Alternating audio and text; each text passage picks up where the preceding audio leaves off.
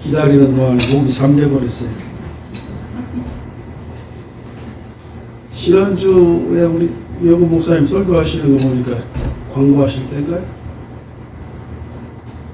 제가 오니까 일부 예배 마치고 도망가는 사람 없이 다 참석해달라고 그러더만 안 보이는 얼굴들이 꽤 있네요.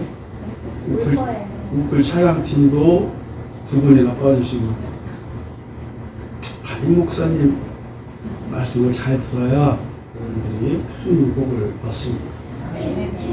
말씀 제목이 교회를 사랑하자. 지난주에 서로 소도들끼리 사랑합시다 그러던 것 같은데 2부 순서로 교회를 사랑합시다 하는 내용이에요. 교회를 사랑하는 마음이 이 시간에 뜨겁게 일어나고, 교회, 여러분 각자 개인이 다 교회이시잖아요. 그렇죠? 퀴즈를 하나 낼게요. 상금은 없습니다. 상금 드릴까요? 여러분들 담임 목사님 생일이 언제예요? 네? 며칠이요? 6월 13일이요? 6월 16일이요? 틀렸습니다. 담임 목사님 생일이 언제나 오늘 본문 말씀을 제대로 읽지 않으신 것 같아요. 담임 목사님은 예수 그리스도시잖아요. 그러니까 담임 목사님 생일이 12월 25일이에요. 네. 교회 머리가 되시잖아요. 여러분들과 저 각자는 그분의 지체입니다. 몸에 붙어 있는 팔이 되고 다리가 되고 눈이 되고 코가 되고, 그래서 예수님과 우리 모두는 한 마음이 되고 한 뜻이 되고, 그래서 교회가 이루어지는 것입니다. 12월 25일이요. 이 크리스마스에 대해서 제가 나중에 기회가 되면 성탄절 그 예수님의 생일에 대해서 정확하게 한번 설교를 한번 하겠습니다. 기회가 된다면. 목사님이 저를 부르실지 모르겠네요. 예수님께서 이끄시는 교회, 그 뜻에 우리가 순종하며 나아가는 것입니다. 우리 영은 목사님은 예수님을 믿지 않는 그들에게 예수님의 말씀을 올바르게 전달해 주는 대언자, 대변자, 중보자일 뿐입니다. 담임 목사직을 예수 그리스도를 대신해서 여러분들에게 수행하고 있는 것입니다. 그래서 그분을 통해서 그분과 여러분들과 저는 하나의 끈으로 연결이 돼 있어요. 보이지 않죠? 옆 사람과 여러분들과 저와 같이 보이지 않는 예수님의 그 끈으로 하나로 연결되어 있다고요. 그래서 그 교회가 존립이 되는 것입니다. 이것이 바로 교회의 비전이기도 합니다. 오늘 본문 말씀을 다시 한번 제가 읽어드리겠습니다. 오직 사랑 안에서 참된 것을 하여 범사에 그에게까지 자랄지라. 그는 머리니 곧 그리스도라. 예수 그리스도께서 우리의 머리가 되시고 우리는 그분의 지체가 되는 겁니다. 그에게서 온 몸이 각 마디를 통하여 도움을 받음으로 연결되고 결합되어 각 지체의 분량대로 역사하여 그 몸을 자라게 하며 사랑 안에서 스스로 세우느니라.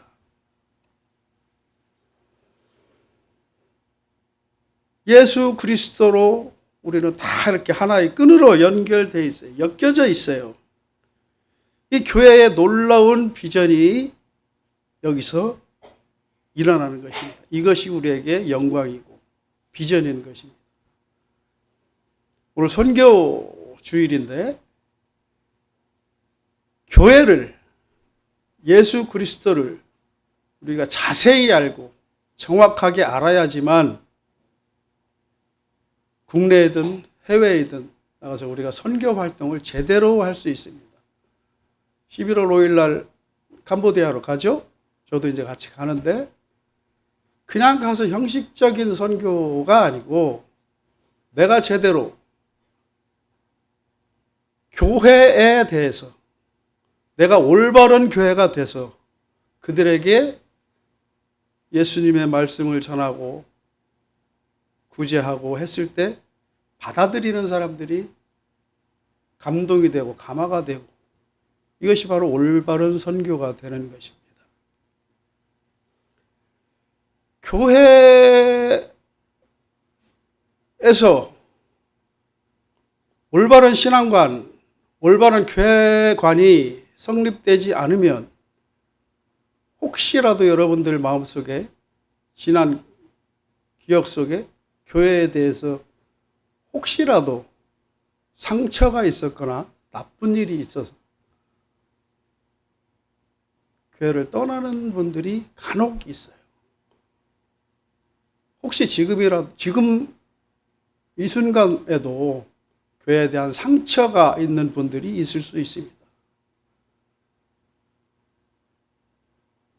그것은 교회를 올바로 이해하지 못했기 때문에 자기에게 스스로 상처가 되고 나쁜 기억이 돼서 그래서 시험에 들어오고 교회를 떠나고 누구를 원망하고 이러한 일들이 발생이 되는 겁니다. 그래서 이 시간을 통해서라도 우리가 교회를 올바로 이해하고 정말 하나님, 우리의 구원주 되시는 예수 그리스도를 올바로 알므로써 교회를 새롭게 인식을 하고 교회를 더욱더 뜨겁게 사랑하는 저와 여러분이 되시기를 축복합니다. 성경의 마지막 때를 소돔과 고모라의 때, 노아의 방주 시대로 예를 듭니다.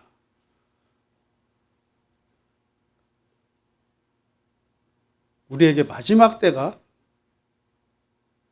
지금도 그 마지막 때가 서서히 오는 것 같기도 해요. 왜냐하면 단순히 미세먼지뿐만이 아니고 우리가 매스컴을 통해서 방송이나 신문이나 이런 것들을 통해서 참 안 좋은 일들이 많이 발생이 되잖아요. 대지진, 대홍수, 화재 이러한 것들로 세상의 마지막 때가 온 것 같은 그런 느낌을 우리가 받잖아요. 이럴 때일수록 우리가 교회를 더 사랑하고 교회에 더 깊이 관여를 해야만이 됩니다. 노아가 하나님께서 노아에게 명령을 내리셨어요. 너희의 마지막 때가 오리니 너는 방주를 지어라. 그 당시에 주위에 많은 사람들이 멸시했어요. 비웃었어요. 그러나 묵묵히 그런 조롱과 멸시를 참아내며 수년이 걸쳐서 방주를 지었습니다. 그리고 마지막 때 대홍수가 일어나서 노아와 그 가족들은 구원을 받았습니다. 지금 시기가 그 시기가 우리에게 다가오고 있습니다. 이럴 때일수록 우리가 더욱더 교회를 섬기고 사랑하는 마음이 여러분들에게 있어야 됩니다. 그런데 여러분들만 교회를 통해서 구원을 받아야 되냐? 여러분들만 받으면 돼요? 여러분들 집에 가족이 누가 있어요? 연로하신 부모님이 계실 수 있고 여러분들의 남편이나 여러분들의 부인이나 또 자식들 있을 거 아니에요. 같이 구원을 받아야 될 거 아니에요.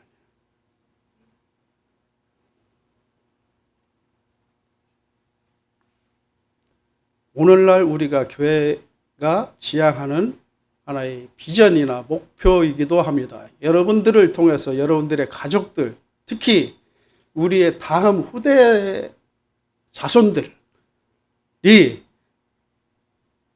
예수님을 알아야 되는데, 주위에 들려오는 것들, 특히 학교의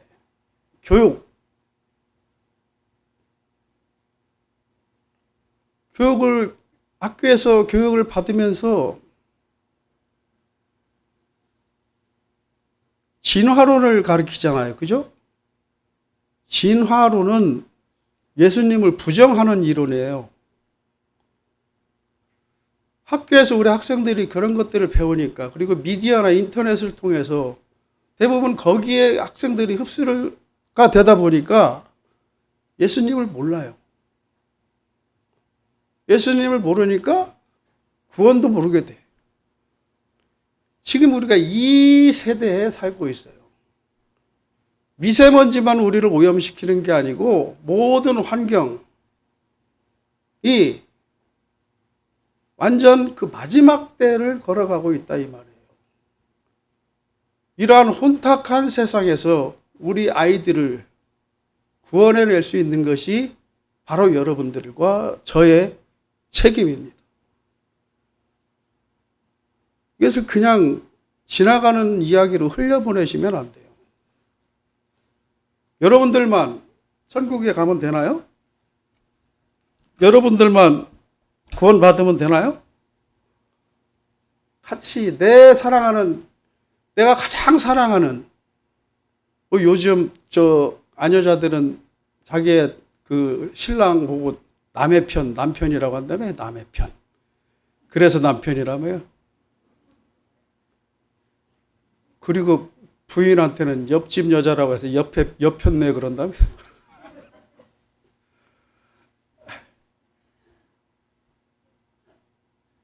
자기 자식은 귀할 거 아니에요. 소중할 거 아니에요. 내 목숨보다도 더 소중할 거 아니에요. 그죠? 이제 우리 그 연배 정도 되면 이제 손주들이 태어나잖아요. 조카들 다 손주들이 너도 나도 막 해가지고, 제가 지금 손주가 5인가 그래요. 조카들이 다 애들 낳고 그래서. 교회 가면 그 손주들 보는 재미로, 우리 유 목사님도 손주 보는 재미가 쏠쏠하잖아요. 한 분이죠, 손주가 한 분. 저는 5이나.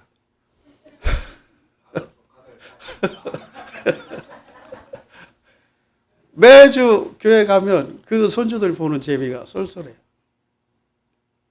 얼마나 이뻐요. 정말 내 목숨까지도 버릴 정도로 사랑하고 싶잖아요. 그럼 그 아이들과 같이 내가 하나님 나라에 가야 되잖아요.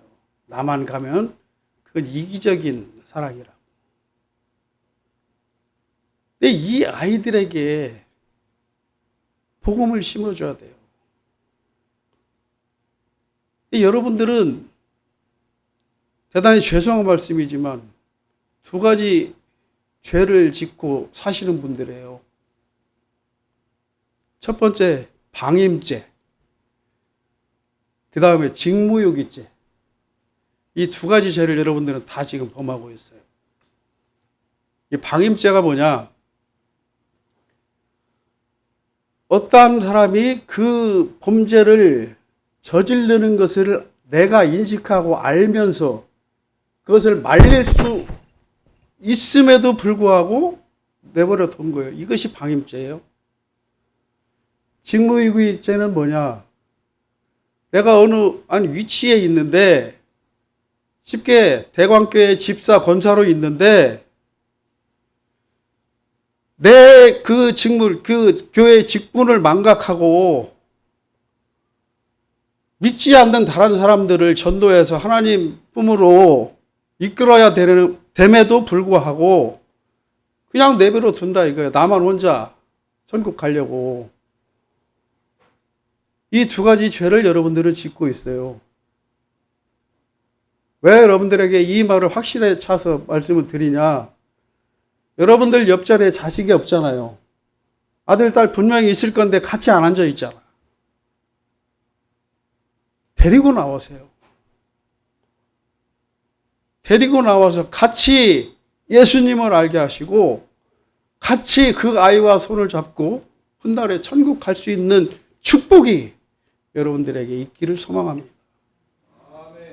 내 가족부터 정말 사랑하는 내 가족부터 전도를 해야 선교를 제대로 하지. 내 가족을 교회로 이끌지 못하는데 나가서 무슨 선교를 합니까?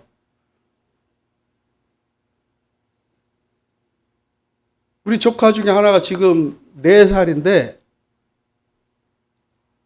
지난 그 부활주일 전에 특성을 했어요. 나로부터 시작하림 이런 찬송을 혼자 서가지고 책 안 보면서 그냥 외워가지고 그걸 찬송을 하더라고요. 우리 손주 이준이 주일마다 여기 오잖아요. 그 아이가 교회 와서 보고 배우는 게 뭐겠어요? 찬송 배우고 기도 배우고 하나님의 말씀을 선포할 때 은연중에 귀로 들으면서 그걸 다 배워요. 이 아이가 커서 믿음의 자식이 되는 거예요. 아무것도 모르고 와서 앉아만 있으면 앉아만 있어도 귀로 듣고 눈으로 보는 것이 있기 때문에 자연스럽게 예수님을 알게 되고 자연스럽게 믿음이 스며드는 겁니다. 이것이 전도고 이것이 선교입니다. 이러한 참 쉽고도 생각해보면 어렵죠. 요즘 아이들 부모 말 듣습니까? 안 들어요. 지멋대로 산다고. 집어먹고 큰다고 말 정말 조금 심하게 징그럽게 안 들어. 그래도 해야 됩니다. 사견인데 저는 이제 모태 신앙이에요. 어머니 뱃속에서부터 교회를 다니기 시작을 해가지고 나도 모르게 믿음이 들어왔어요. 저한테도. 근데 고등학교 거의 그 고등학교 졸업할 무렵에 제가 교회에 굉장히 큰 상처를 받았어요.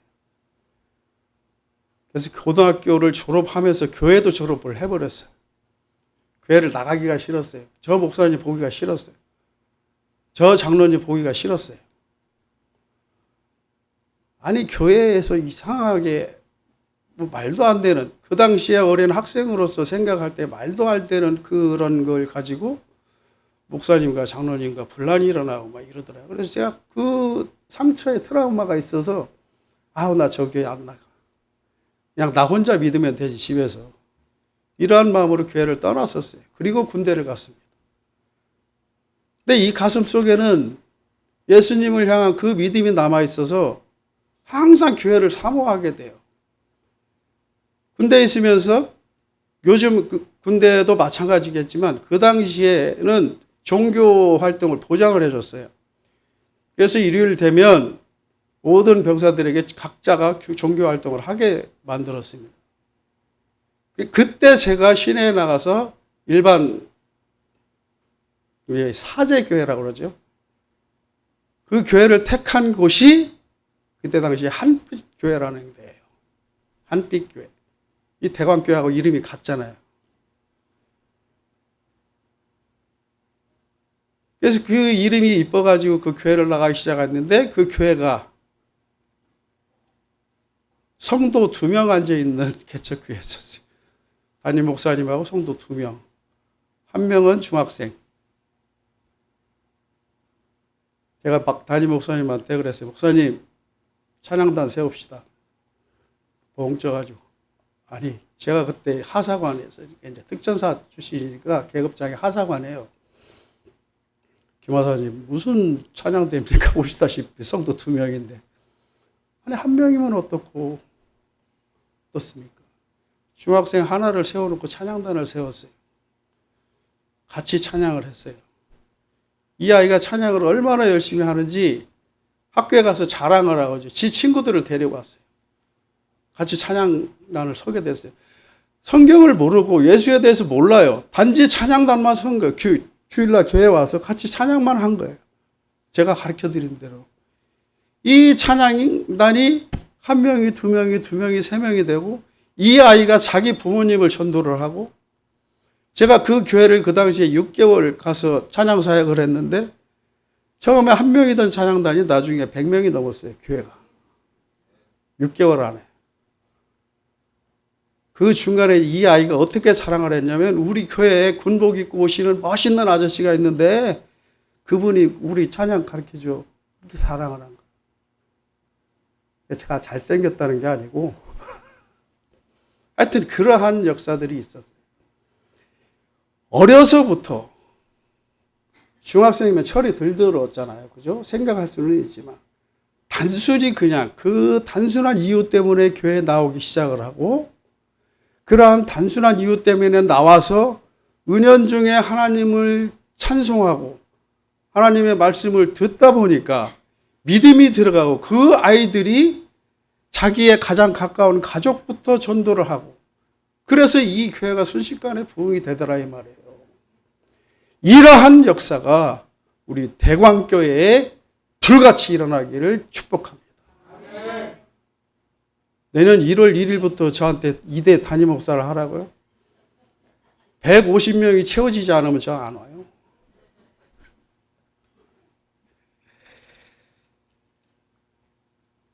지금 이 시대가 바벨론 시대라고 해도 과언이 아니에요. 바벨론 시대는 하나님을 부정하는 우상의 나라잖아요. 이 바벨론 세상에서 우리 아이들이 다니엘로 살아가게 하자. 이것입니다. 이것이 저와 여러분들의 사명입니다. 다음 주에 제가 주마다 유튜브를 보는데 이렇게 설교하는 요 목사님만 비추지 말고 저쪽도 같이 좀 비췄으면 좋겠어요. 어느 누가 저 아이들을 데리고 왔나 좀 보게.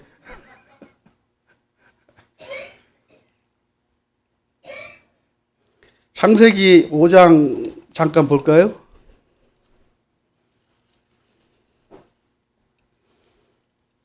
창세기 5장 23절부터 제가 읽어드릴게요. 찾아주셨으면. 21절부터 제가 읽어드릴게요. 에녹은 65세에 무드셀라를 낳았고 무드셀라를 낳은 후 300년을 하나님과 동행하며 자녀들을 낳았으며 그는 365세를 살았더라. 에녹이 하나님과 동행하더니 하나님이 그를 데려가심으로 세상에 있지 아니하였더라 그랬어요. 제가 왜 느닷없이 뜬금없이 이 말씀을 여러분들에게 봉독을 해드리냐면은 그 위에 초기 한번 봐보세요. 아담부터 시작을 해가지고 아담은 930세를 살고 죽었더라. 그 다음에 셋은 그 밑에 보면 912세를 살고 죽었더라. 이것도 게나는 몇 세를 살고 죽었더라. 또 누구는 몇 세를 살고 죽었더라 그랬어요. 이 당시에 한 사람이 보통 평균 연령이 한 912세 정도 됩니다. 각자가 다 900년을 넘게 살았어요. 900년이면 한 세기를 사는 거예요. 그런데 결국은 다 죽었더라 했는데 에녹은 그는 365세를 살았더라. 24절에 에녹이 하나님과 동행하더니 하나님이 그를 데려가심으로 세상에 있지 아니하였더라. 하나님이 그를 데려가셨어요. 죽었다는 소리가 아니고 죽었다는 말은 없고 하나님께서 데려가셨더라 그랬어요. 그래서 세상에 있지 아니하였더라. 몇 년 동안? 이 땅에 365년 동안 살았더라 그랬어요. 다른 사람들은 900년 이상 많이 살았지만 결국은 죽었어요. 그런데 에녹은 죽었더란 말이 없어요. 그러니까 에녹은 이 땅에서 죽음을 맞이하지 않고 하나님 나라로 간 거예요. 왜? 왜? 그 이유가 있잖아요. 에녹이 24절 에녹이 하나님과 동행하더니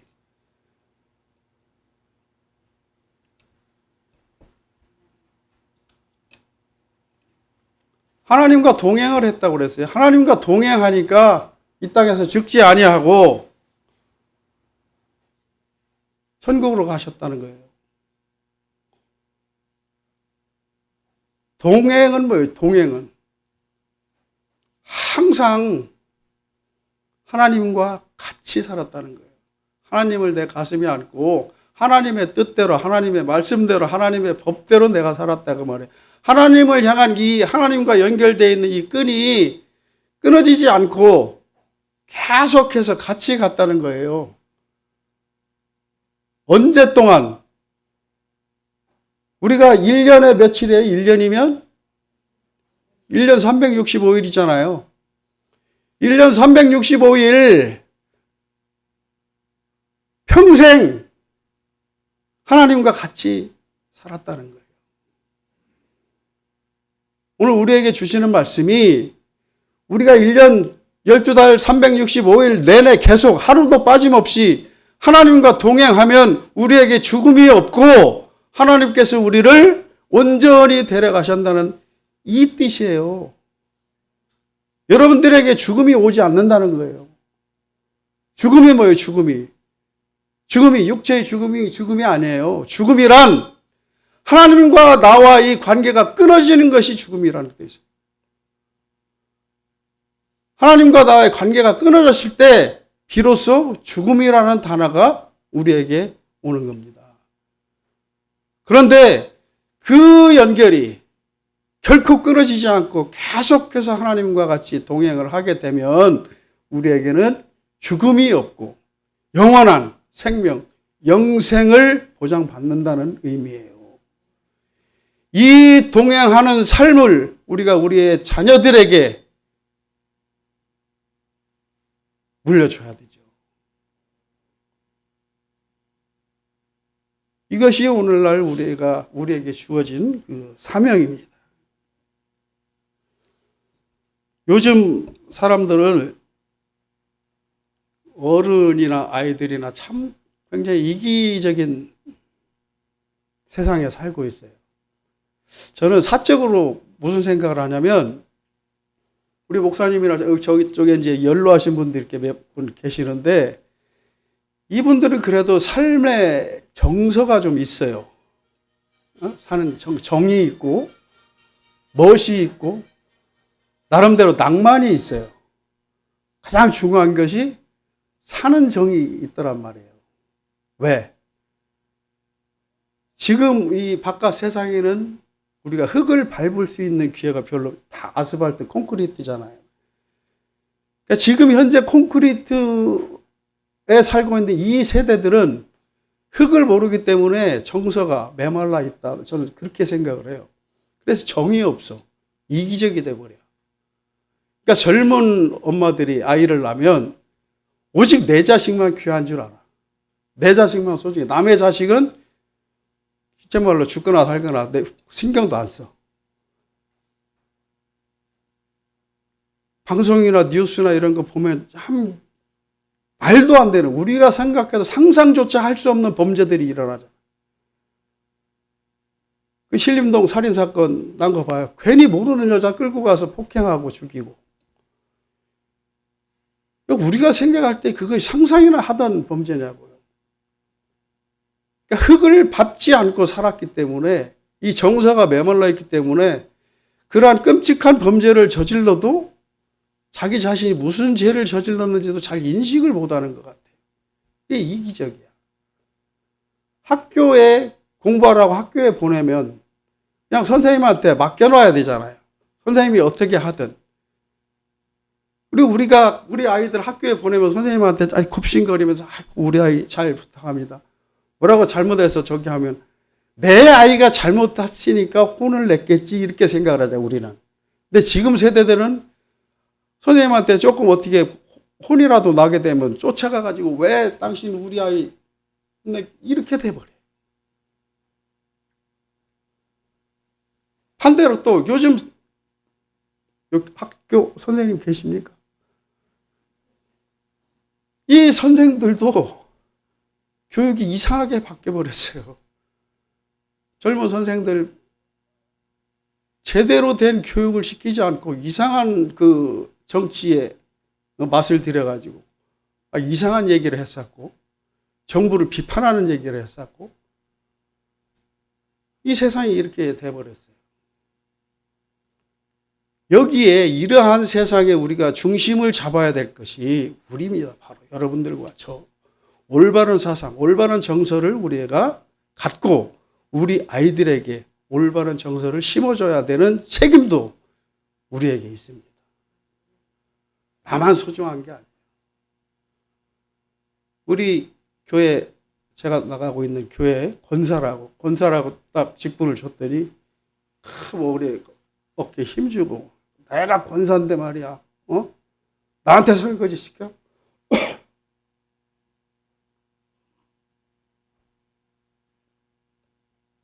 나는 권사니까 설거지 안 해. 네가 집사니까 너가 해.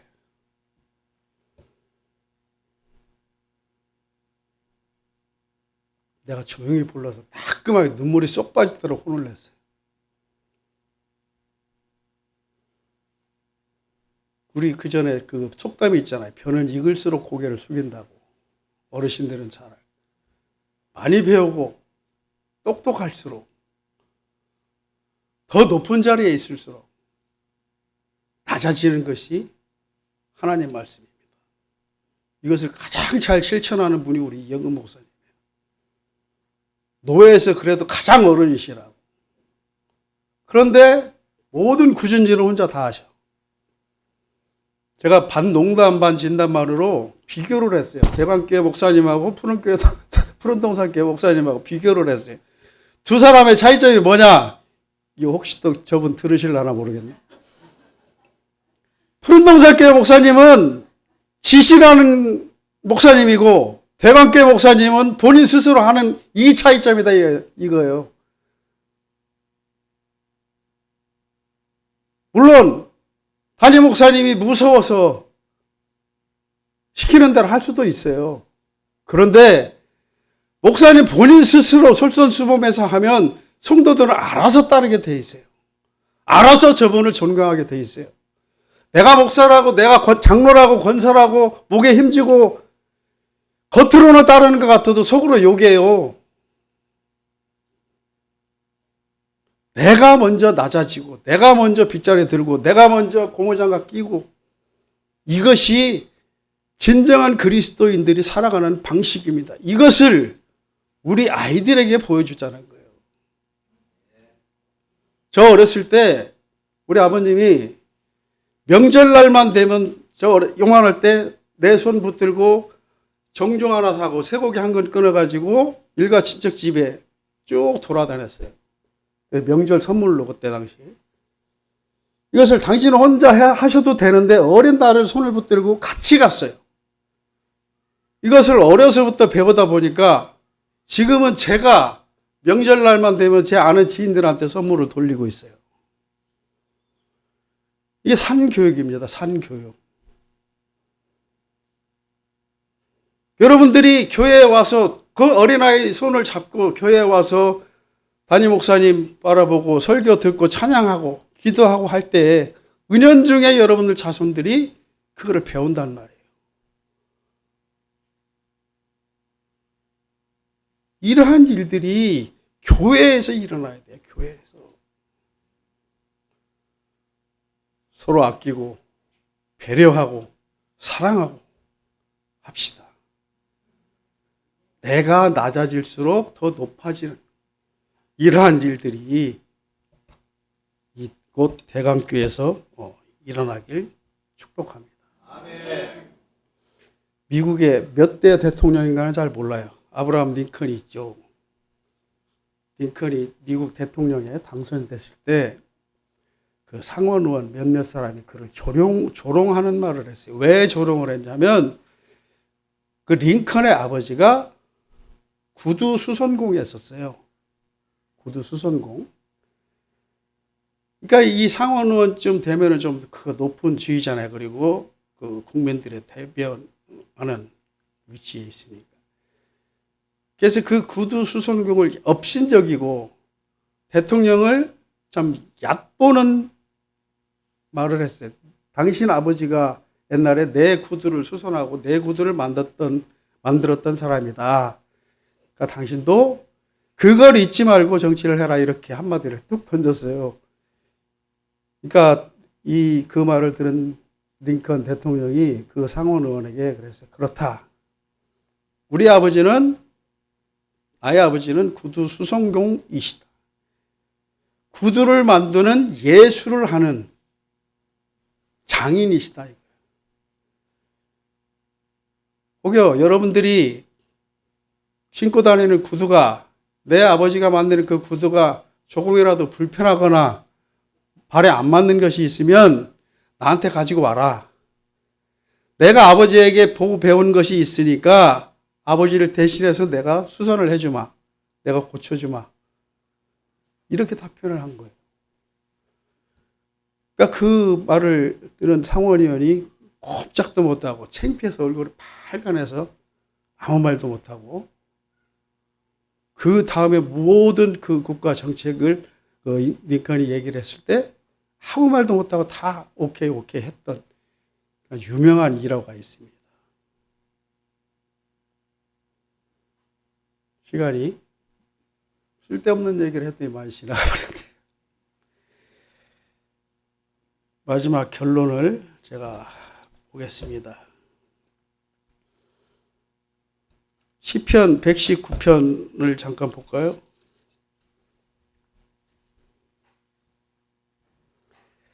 시편 119편은 이 성경 중에서 가장 긴 절을 가지고 있습니다. 보통 그 여러 내용 중에, 여러 말씀 중에 보통 50절, 60절 이라면 끝나는데, 이 시편 119편은 176절까지 있어요. 왜 이렇게 이 한 장에 말씀이 이렇게 기냐? 굉장히 중요하기 때문에 깁니다. 하고 싶은 이야기가 너무도 많아서 그래요. 그러니까 이 1절부터 176절까지의 결론이 56절에 있어요. 119편 56절을 보세요. 제가 봉독해 드리겠습니다. 내 소유는 이것이니 곧 주의 법도들을 지킨 것이니이다. 내 소유하면 뭐예요? 내가 가지고 있는 물질적인 재산이나 내 직위나 이런 것들은 나의 소유잖아요. 그죠? 그런데 내가 억만금을 갖고 있어도, 사회적으로 높은 직책을 갖고 있어도 이것들은 아무것도 아니고, 이것들보다 하나님의 법을 지키는 것이 나에게는 더 중요하다고 이렇게 고백을 하는 거예요. 지난주에 그 권사님 핸드백 속에 가장 중요한 거 목사 옆에 권사님 드렸어요? 드렸어요? 다 드리라고 했잖아.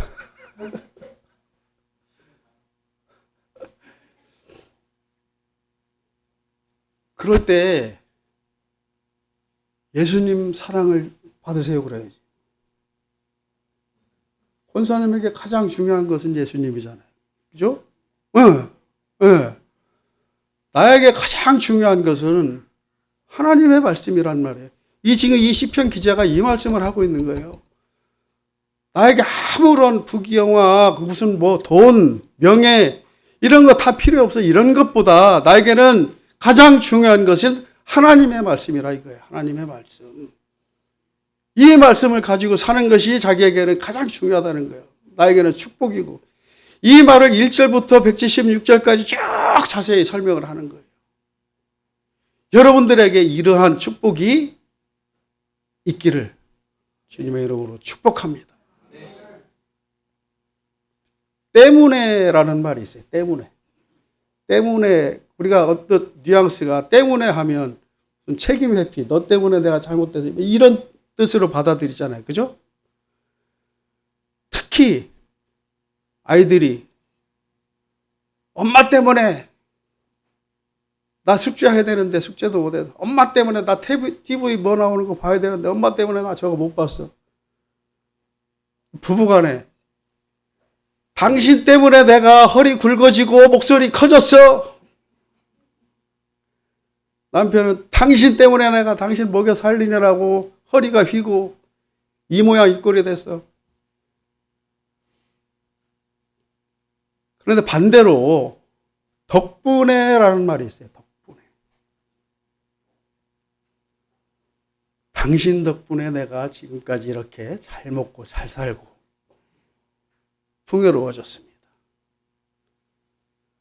엄마 때문에 내가 믿음이 들어오고 엄마 때문에 예수를 알게 되고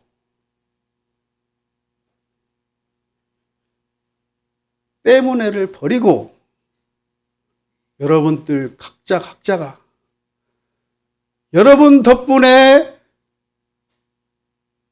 좋은 환경에서 좋은 말씀 붙들고 좋은 삶을 살아가는 내가 됐습니다. 여러분들에게 감사하다고 고백할 수 있는 그런 여러분이 되시기를 주님의 이름으로 축복합니다. 기도하겠습니다. 하나님 고맙습니다. 감사합니다. 오늘 특별히 선교 주일을 맞아 하나님의 말씀을 전했습니다. 이 시간에 우리 대광교회 성도들이 이 말씀을 듣고 올바른 선교를, 올바른 전도를, 올바른 가정을 이끌 수 있는 귀한 축복이 있기를 소망합니다. 하나님 한 사람 한 사람 만져주심으로 말미암아 하나님을 더욱더 알고 더욱더 가까이 하고 하나님 덕분에 내가 이 시간 이 순간도 살아갈 수 있음을 감사합니다 고백할 수 있는 귀한 성도들이 다 될 수 있도록 축복하여 주시옵소서. 감사하신 우리 주 예수 그리스도를 받들어 기도드립니다. 아멘.